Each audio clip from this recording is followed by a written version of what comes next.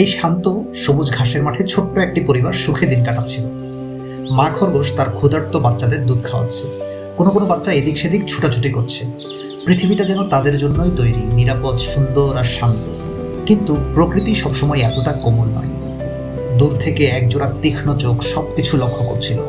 একটি বেজি, বহুদিন ধরে হয়তো সে ঠিকমতো খাবার পায়নি, তার ক্ষুধা আছে, হয়তো অপেক্ষা করছে তারও ক্ষুধার্ত পরিবার। হঠাৎ করেই শুরু হলো মৃত্যু আর জীবনের দৌড়। মা খরগোশ বুঝতে পারলো বিপদ তার দিকেই এগিয়ে আসছে। সে প্রাণপণে দৌড়াতে লাগলো। প্রতিটি লাফে ছিল বাঁচার চেষ্টা, কিন্তু তার থেকেও বেশি ছিল নিজের বাচ্চাগুলোকে নিরাপদে রাখার আকুতি। সে জানতো যদি শিকারী তার পেছনে ব্যস্ত থাকে তাহলে হয়তো তার বাচ্চাগুলো পালিয়ে বাঁচতে পারবে। কিন্তু ভাগ্য তার পাশে ছিল না। এক মুহূর্তের ভুল আর পর মুহূর্তেই বেজির শক্ত দাঁতের আঘাত। প্রাণপণ চেষ্টা করলো নিজেকে ছাড়িয়ে নিতে, কিন্তু বেজির বিষাক্ত দাঁতের আঘাতে শরীর ক্রমশ নিস্তেজ হয়ে বেজির কাছে হার মেনে নিতে বাধ্য হলো।